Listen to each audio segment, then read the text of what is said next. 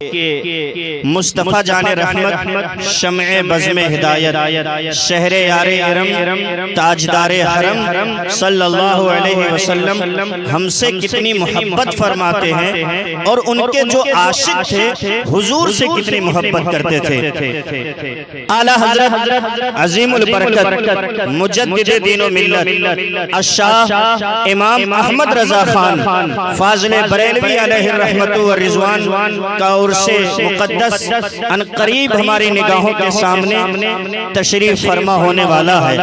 یہیں سے اپنی بات کا آغاز کرتا ہوں۔ اعلیٰ حضرت امام اہل سنت فاضل بریلوی علیہ الرحمت والرضوان کتنے بڑے عاشق ہیں، اتنے بڑے عاشق ہیں کہ اپنے شعر میں کہتے ہیں اللہ کی سرتابہ قدم شان ہے یہ، انسان ہی انسان وہ انسان ہے یہ، قرآن تو ایمان بتاتا ہے انہیں اور ایمان یہ کہتا ہے میری جان ہے یہ۔ ویسے تو میرے امام عشق و محبت نے بہت ساری نعتیں لکھی، کبھی بریلی کی سرزمین پہ بیٹھ کے آپ نے نعت لکھی، کبھی سمندر کے ساحل پہ کشتی پہ سوار ہو کر کے کشتی ڈوبنے والی تھی تو اعلیٰ حضرت نے نعت لکھی، یا رسول اللہ ان کی مہک نے دل کے غنچے کھلا دیے ہیں، جس راہ چل دیے ہیں کوچے بسا دیے ہیں، اللہ کیا جہنم اب بھی نہ سرد ہوگا، رو رو کے مصطفیٰ نے دریا بہا دیے ہیں، اور آنے دو یا ڈبو دو اب تو تمہاری جانب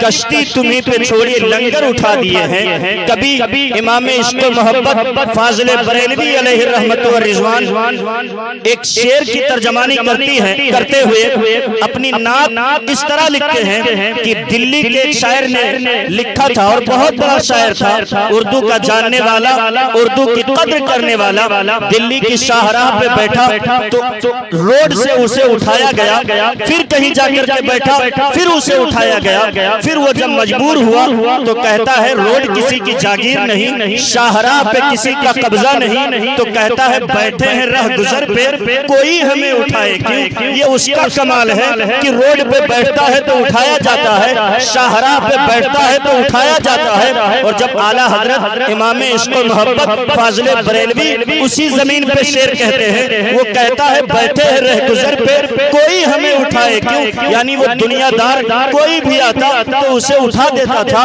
یہ دنیا داری کی شاعری ہے، مگر جب میرے امام مصطفیٰ جان رحمت کی محبت میں شعر لکھتے ہیں تو یوں لکھتے ہیں، یا رسول اللہ فرقے گلی گلی تباہ ٹھوکریں سب کی کھائے کیوں، دل کو جو عقل دے خدا تیری گلی سے جائے کیوں۔ یہ میرے امام کی شاعری ہے۔ آج دنیا دار محبت کرنے والا کوئی اپنے باپ کو اپنی جان کہتا ہے، کوئی اپنی ماں کو اپنی جان کہتا ہے، کوئی اپنے بیٹے کو اپنی جان کہتا ہے، کوئی اپنے بچے کو اپنی جان کہتا ہے، کوئی اپنی بیوی کو اپنی جان کہتا ہے، مگر میرے امام عشق و محبت اعلیٰ حضرت امام احمد رضا خان فاضل بریلوی علیہ الرحمت والرضوان نہ اپنے باپ کو اپنی جان کہتے ہیں، نہ اپنی ماں کو اپنی جان کہتے ہیں، نہ اپنے بیٹے کو اپنی جان کہتے ہیں، نہ اپنے بہن کو اپنی جان کہتے ہیں، نہ اپنی بیوی کو اپنی جان کہتے ہیں۔ جب عشق تڑپاتا ہے تو کہتے ہیں یا رسول اللہ جان ہے عشق مصطفیٰ روز فضو کرے خدا، جان ہے عشق مصطفیٰ روز فضو کرے خدا، جس کو ہو درد کا مزہ ناز دوا اٹھائے کیوں۔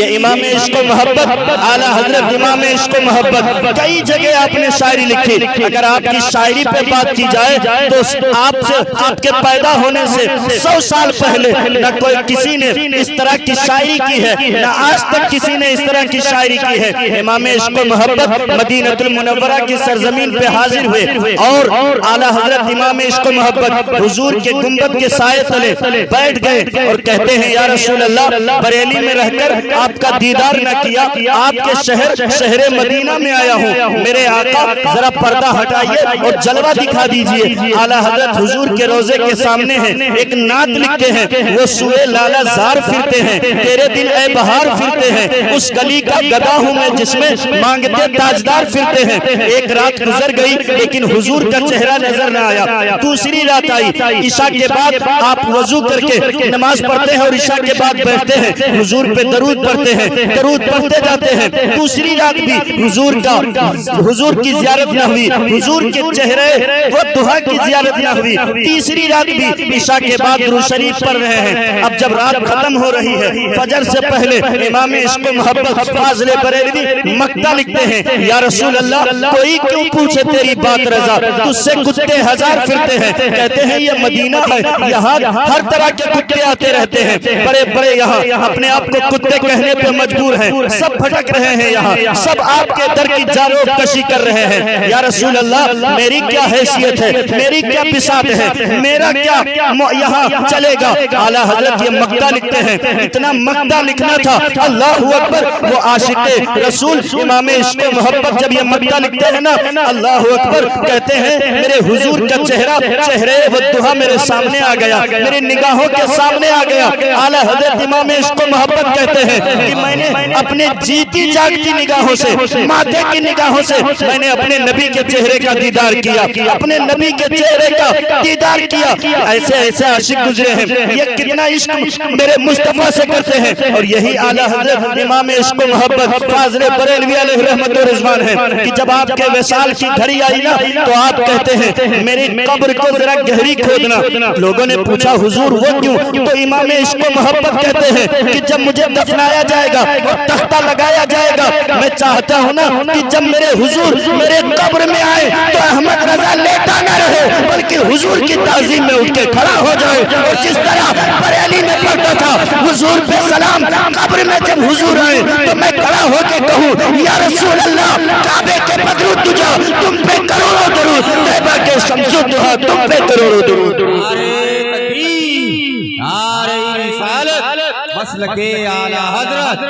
ایسے ایسے عاشق گزرے. سنیے میرے آقا سے محبت کرنے والے کیسے کیسے لوگ گزرے ہیں، لیکن میرے آقا سے محبت کرنے کا نتیجہ اللہ کیا عطا فرماتا ہے وہ تو آپ بعد میں سنیے گا. ابھی آگے بڑھاتے ہیں اپنی بات کو اور ایک صحابی رسول کی بارگاہ میں چلتے ہیں جنہیں حضرت جابر رضی اللہ تعالی عنہ کہتے ہیں. وہ کہتے ہیں کہ ایک مرتبہ میں نے اپنے آقا نبی مکرم و محتشم و معظم یعنی حضور احمد مصطفیٰ محمد مصطفیٰ صلی اللہ علیہ وسلم کی دعوت لیا. اللہ اکبر. آج ہماری آپ کی کوئی دعوت کرے تو اگر ہم چلے جائیں تو دعوت کرنے والا کہتا ہے کہ کتنا اچھا اسے کھلا دوں کہ یہ جب پلٹ کے جائے تو کہے کہ اس نے اچھا انتظام کیا تھا، اچھا کھانا کھلایا تھا. لیکن یہ حضرت جابر ہیں، کہتے ہیں میں نے اپنے آقا کی دعوت لیا، حضور کی دعوت لیا. میرے آقا نبی مکرم صلی اللہ علیہ وسلم ان کے گھر تشریف لائے. میرے آقا جلوہ افروز ہوئے، دسترخوان بچھایا گیا اور وہ کپڑے کا دسترخوان تھا. حضور کے سامنے جو بھی کھانے کی چیز تھی اسے بھی رکھا گیا. میرے آقا نے تناول فرمایا. تناول فرمانے کے بعد میرے آقا کہتے ہیں کہ اے جابر اسی دسترخوان میں اپنا ہاتھ پوچھوں گا، میرے ہاتھ دھلانے کا انتظام نہ کیا جائے بلکہ اسی دسترخوان میں میرے آقا نے ہاتھ پوچھ لیا. اب ذرا آگے دیکھیے، میرے آقا نے کپڑے میں ہاتھ پوچھا تھا. پہلے وہ کپڑا کوئی قیمت نہیں تھی، پہلے وہ کپڑا اگر کسی بازار میں لے کے جایا جاتا تو اس کا کوئی ایک دینار دینے کے لیے تیار نہ ہوتا. میرے آقا کا دست نبوت لگا. اللہ اکبر. حضرت جابر کہتے ہیں کہ وہ دسترخوان میں نے اپنے گھر میں رکھ لیا تبرک کے طور پہ. آج جو لوگ تبرک پہ انگلیاں اٹھاتے ہیں، جو تبرک کو شرک و بدعت کہتے ہیں، وہابیوں دیکھو یہ حضرت جابر ہیں، صحابہ ہیں، یہ میرے آقا کا تبرک اپنے پاس رکھ رہے ہیں. تو پتہ چلا کہ تبرک بانٹنا، تبرک کھلانا اور تبرک اپنے پاس رکھنا یہ دنیا دار کی نہیں بلکہ مدینے والے مصطفیٰ کے صحابہ کی سنت ہے. حضرت جابر کہتے ہیں کہ میں نے وہ دسترخوان لے لیا.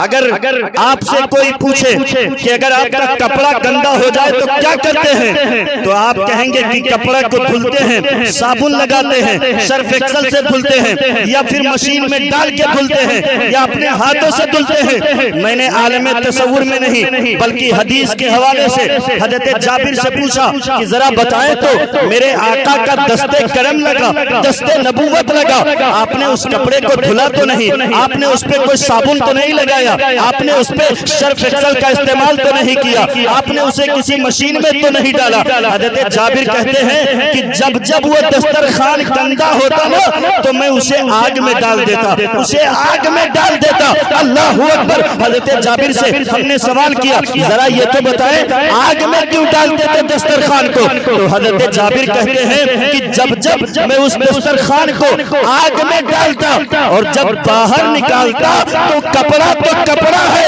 ایک روغہ بھی نہیں جلتا تھا۔ حضرت جابر کہتے ہیں کہ جب نبی کے دست مبارک سے کپڑا لگ جائے تو اسے دنیا کی آگ نہ جلا پائے، تو جو میرے نبی کی محبت میں، حضور کے عشق میں پاگل ہو جائے، حضور کا عاشق بن جائے، تو اسے جہنم کی بھی آگ نہیں جلا پائے گی۔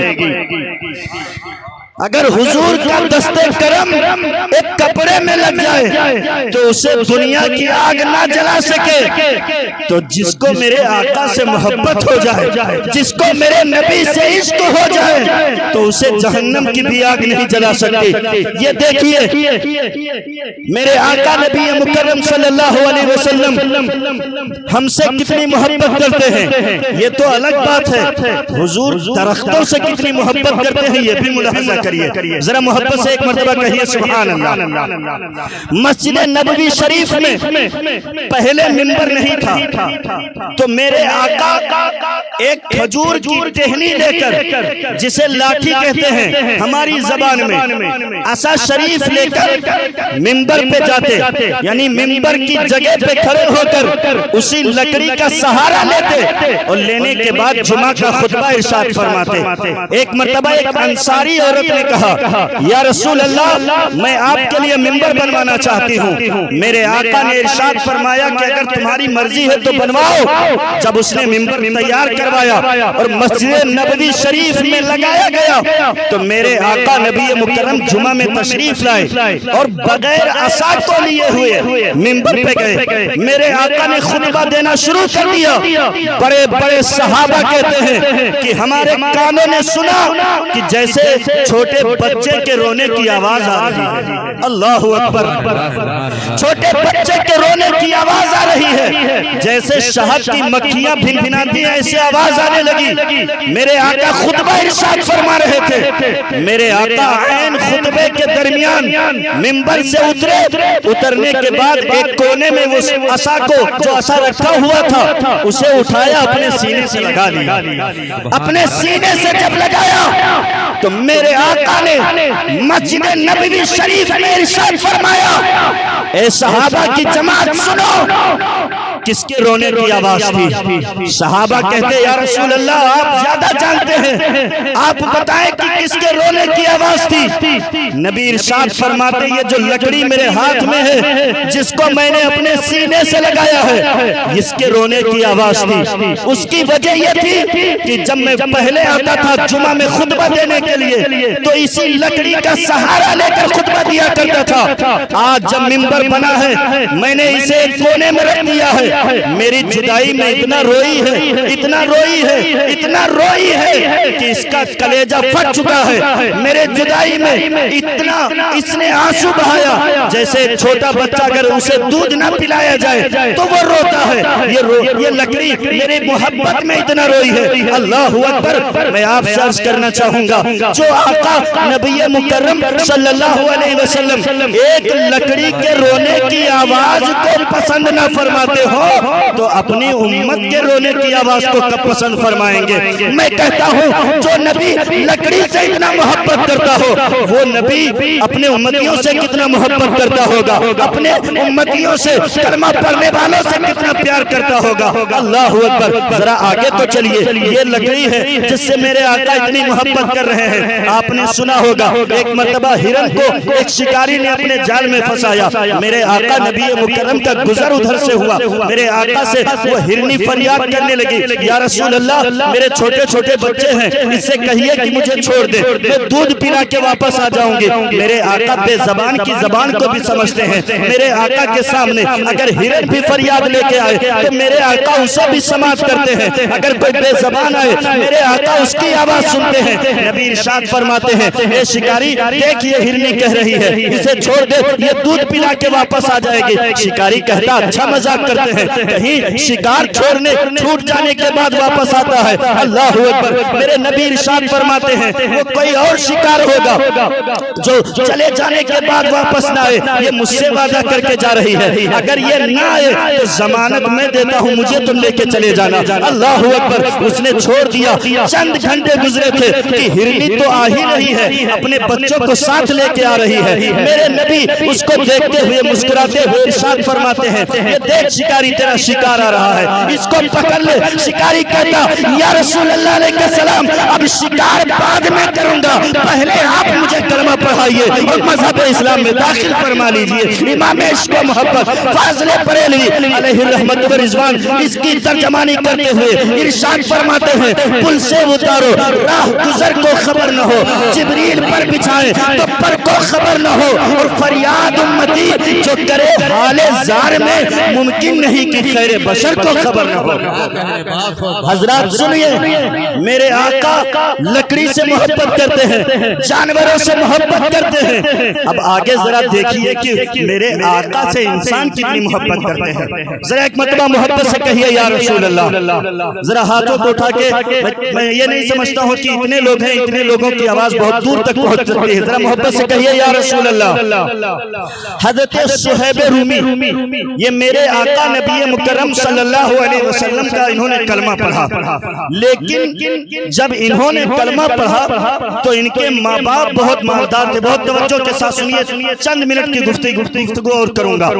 حضرت صہیب رومی میرے آقا صلی اللہ علیہ وسلم، نعرہ تکبیر، آپ حضرات کھڑے ہو جائیے، نعرہ تکبیر، نعرہ رسالت، مسلک اعلی حضرت حضرت حافظ و قاری قطب الدین صاحب قبلہ، نعرہ تکبیر، نعرہ رسالت۔ درود شریف پڑھیے، اللہم صلی علی سیدنا و شفیعنا مولانا محمد معدن الجود والکرم وعلی آلہ وصحبہ وبارک وسلم۔ حضرت صہیب رومی، ان کے والد اور والدہ یعنی ان کے ماں باپ دونوں بہت زیادہ مالدار تھے۔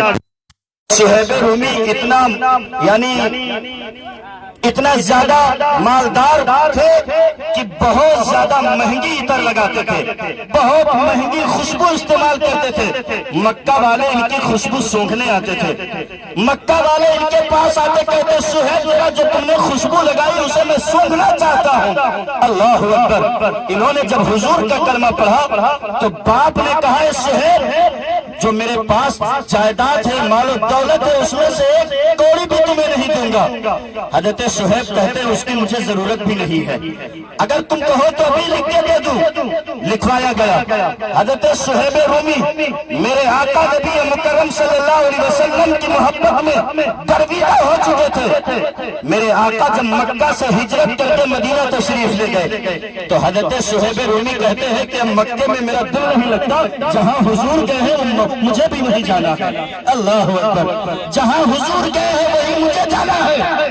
غور سے سنیے، حضرت صہیب رومی کہتے ہیں کہ میں فلاں ٹائم پہ مکہ چھوڑوں گا، مدینے کی طرف جاؤں گا۔ باپ کہتا ہے کہ اگر تم گئے تو میں گنڈوں کو لگوا کے تمہاری پٹائی کرواؤں گا۔ حضرت صہیب رومی کہتے ہیں کہ کوئی بات نہیں، جو ظلم کرنا چاہو کر لو، لیکن جدھر میرا محبوب گیا ہے ادھر ہی جاؤں گا۔ اللہ اکبر، حضرت صہیب رومی کل جب اٹھے تو مکہ کو چھوڑنے کا ارادہ کیا۔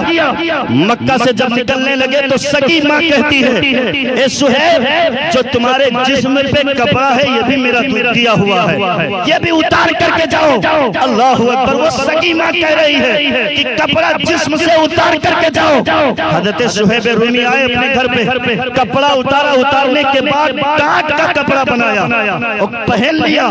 بٹن جانتے ہو کانٹے کا لگایا، لگانے کے بعد کہا کہ مجھے روک نہیں سکتے، حضور کی بارگاہ میں جانا ہے۔ جب یہ چلے تو ان کے باپ نے پیسہ دے کر گنڈوں کو بلایا اور کہا جب یہ راستے میں پہنچ جائے تو ان کو اتنا مارنا کہ یہ جب زمین پہ بے ہوش ہو جائیں گے تو پلٹ کر کے گھر واپس آئیں گے۔ یہ مدینے کے راستے میں تھے، تقریباً پیدل کا جو راستہ ہے 9 دن یا 10 دن کا راستہ ہے۔ مکہ شریف سے مدینہ شریف تقریباً 410 کلومیٹر ہے۔ یہاں سے یہ چلے، ادھر گنڈے آئے، حضرت صہیب رومی کو اتنا مارا بے ہوش ہو کر زمین پہ گرے. اللہ اکبر. کہا کہ میرے جسم کا ایک ایک قطرہ نکال لو. پھر اگر مجھ سے پوچھو صہیب کیا چاہیے تو صہیب کا ایک ہی جواب ہوگا, دنیا نہیں چاہیے, آمنہ کا لال مجھے چاہیے. اللہ اکبر. حضرت صہیب رومی بے ہوش ہوئے. صبح جب ہوئی نا تو ہوش میں آئے تھوڑا, تو پھر مدینے کی طرف. 9 دن کے بعد حضرت صہیب رومی مدینہ پہنچے ہیں, اور ادھر میرے آقا مغرب کی نماز پڑھانے کے بعد جدھر سے مکہ کا راستہ تھا حضور بار بار اسی طرف دیکھ رہے تھے. صحابہ نے کہا یا رسول اللہ کیا کوئی قافلہ آنے والا ہے, کیا کوئی جماعت آنے والی ہے؟ نبی ارشاد فرماتے نہیں, میرا ایک عاشق آنے والا ہے. اللہ اکبر. میرا ایک عاشق آنے والا ہے. کہتے ہیں صحابہ کہ ابھی چند لمحے گزرے تھے کہ ہماری نگاہوں نے دیکھا کہ وہ مالدار کا بیٹا جس کی خوشبو سونگھنے کے لیے مکہ کے بڑے بڑے رئیس آتے تھے, وہ ٹانٹ کا کپڑا پہن کر کے آج مدینے میں آیا ہے, حضور کی بارگاہ میں آیا ہے. میرے آقا استقبال کے لیے آگے بڑھ گئے. اللہ اکبر. ذرا قسمت تو دیکھیے صہیب رومی کی, کسی کا استقبال کرنے کے لیے کوئی آتا ہے, لیکن ان کا استقبال کرنے کے لیے مدینے والے مصطفیٰ تشریف لے جا رہے ہیں. حضور آگے بڑھے, استقبال کیا, اور اس کے بعد صہیب رومی کو اپنے سینے سے لگا لیا. اللہ اکبر. اور میرے آقا جو اس وقت چادر اوڑھے ہوئے تھے اسی چادر کو اتارا, صہیب رومی کے جسم پہ ڈال دیا. اللہ اکبر. حضرت صہیب رومی کا جملہ سنیے گا. کہتے ہیں کہ جب تک میں زندہ رہوں گا حضور کی اسی چادر کو لپیٹ کر کے اپنی زندگی گزاروں گا. اور اے صحابہ کی جماعت سنو, دنیا میں اگر سب سے زیادہ کسی سے کوئی محبت کرتا ہے تو ایک ماں اپنے بیٹے سے کی